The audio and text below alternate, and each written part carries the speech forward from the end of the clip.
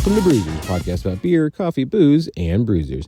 I'm your host, Rody John, and today we talk to Shawn Kidwell from Cowtown Brewing Company in Fort Worth, Texas. We talk all about how they got started, their wonderful barbecue, and their award-winning lagers. As you may have seen on our social media, we did try to put this episode out before. However, I imagine there was some song that was playing that maybe got louder than it should have and maybe more attention than it should have. So we unfortunately had to take it down for that week, but it was we figured it out and we worked on the fly. However, we are going to put it out again now. So fingers crossed that this stays up. Cowtown Brewing is an absolutely amazing brewery out here in Fort Worth, Texas. Again, if you like beer, you like barbecue, you're going to love this place. Even if you just like one or the other, you'll love this place. Definitely check out Cowtown Brewing Company in Fort Worth, Texas, if you're ever in the DFW area.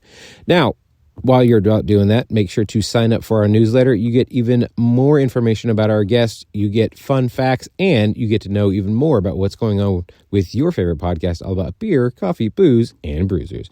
So without further ado, here is Shawn Kidwell with Cowtown Brewing Company.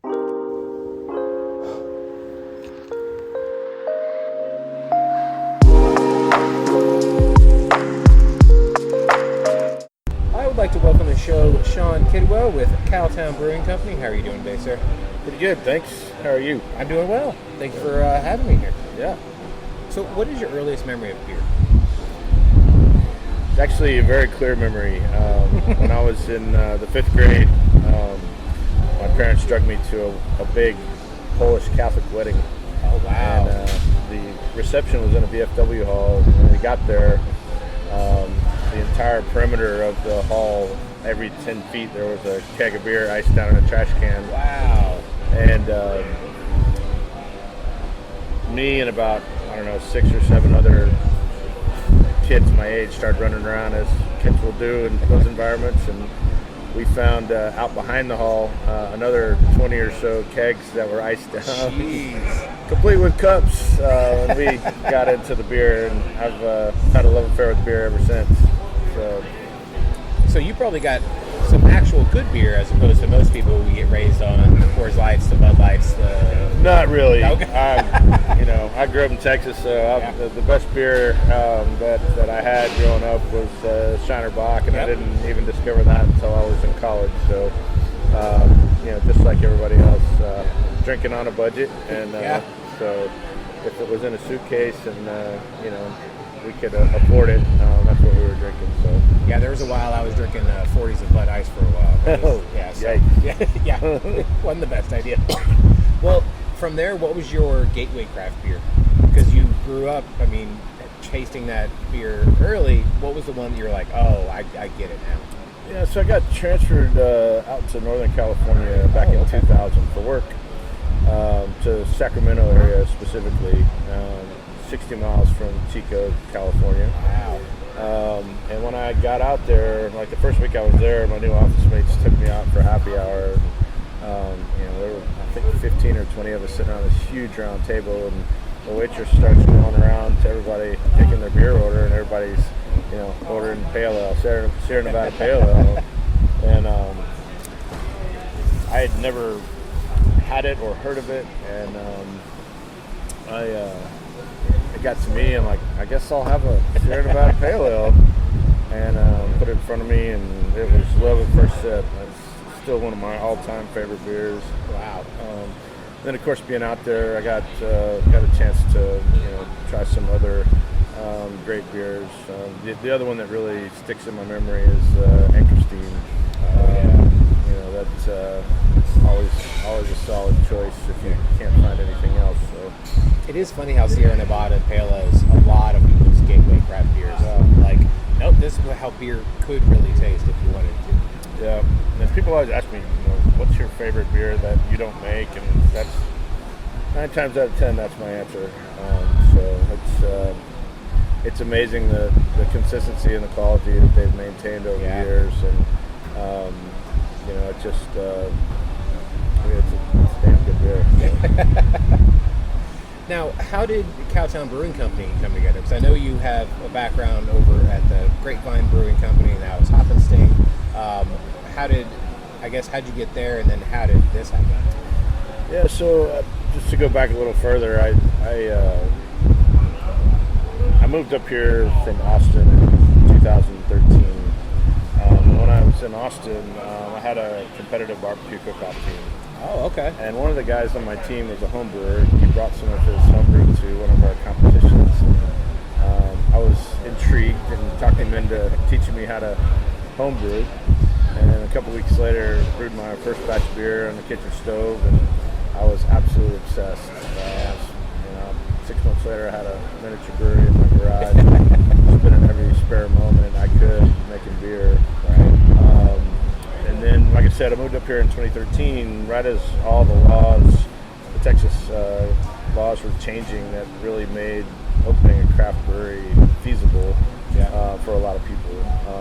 Not to say there weren't some great ones around, but 2013 was really when craft beer exploded in Texas. So I not immediately, but very shortly after moving up here, I had an opportunity to start volunteering at Petacolis in Dallas. Awesome. Did that for a long time, in fact, almost 3 years. And not so much on the production side, but more in the tap room and just learning a lot about the business. Being a beer tender and stuff. Yeah. So, back then Michael was still very involved, very hands-on with the brewery. So I really learned a lot from him about how to run a brewery.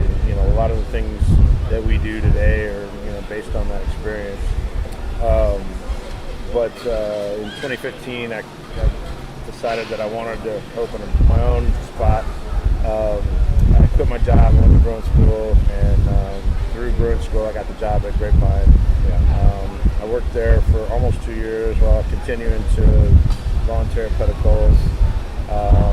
And during that time, I also had my pilot system here in this building, because we had the building for 2 years before we even started construction. Oh, really? And so I was, any time I wasn't at one of those places, I was here dialing in my recipes and just brewing beer like crazy. So.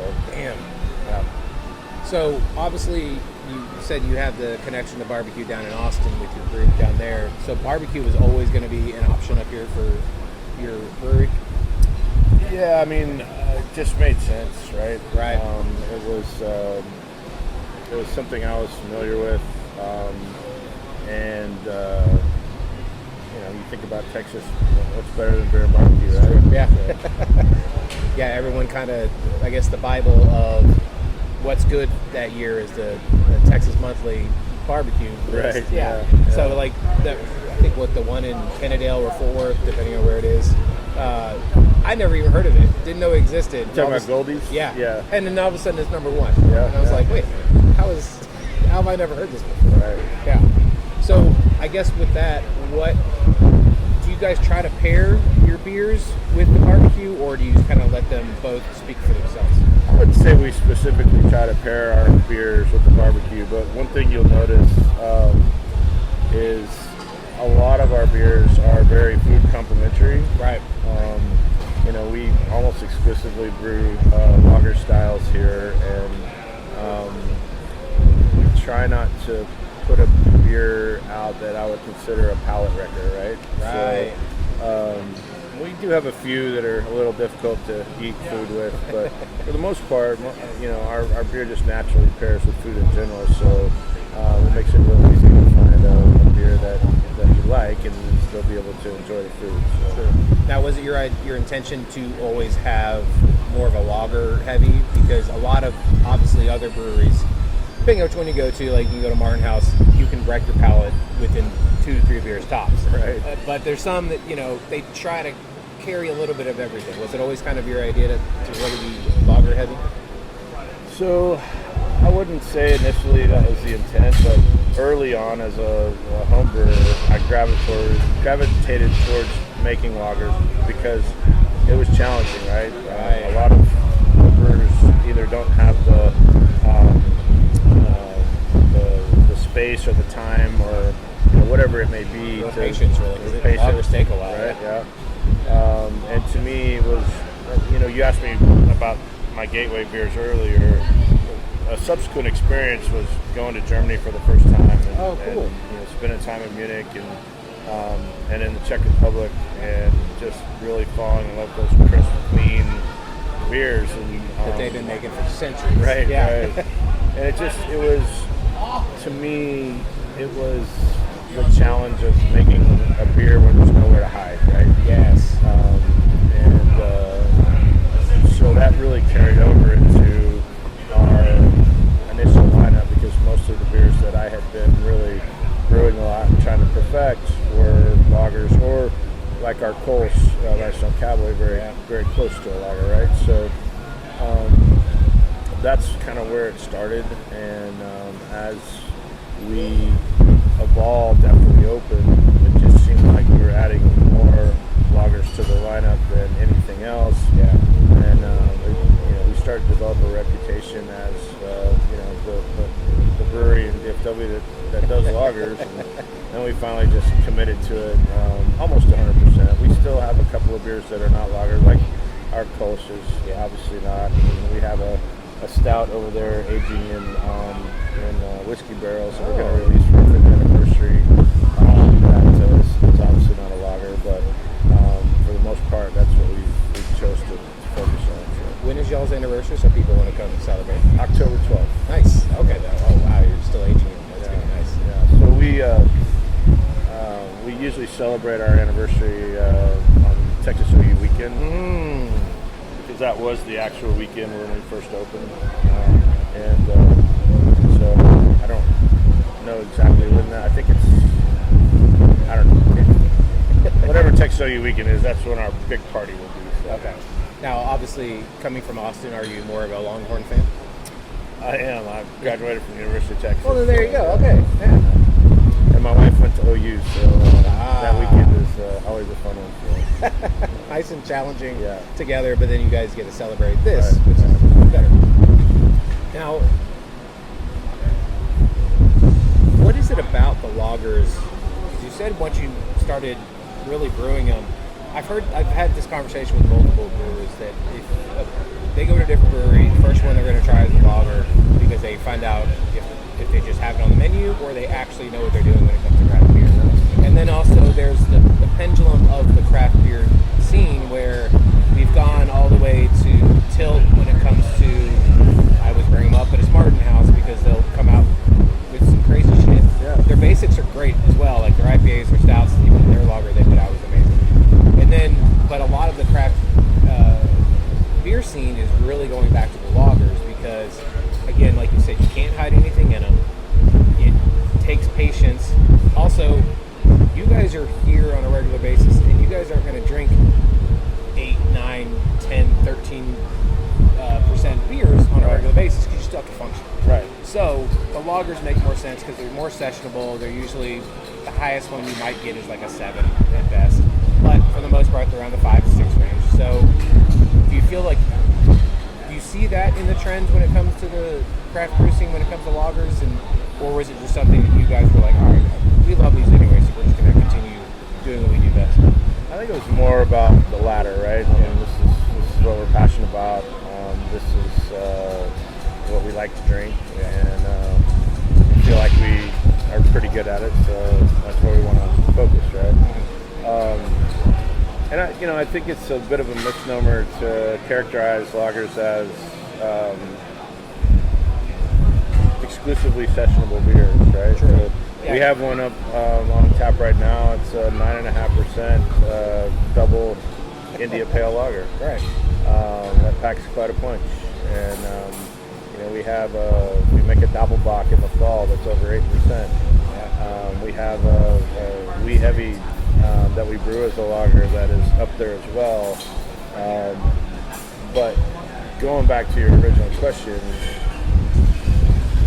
I can't remember the exact numbers, but at some point the craft beer market share peaked. Yeah. I think it was around 20% of the overall beer drinking population, right?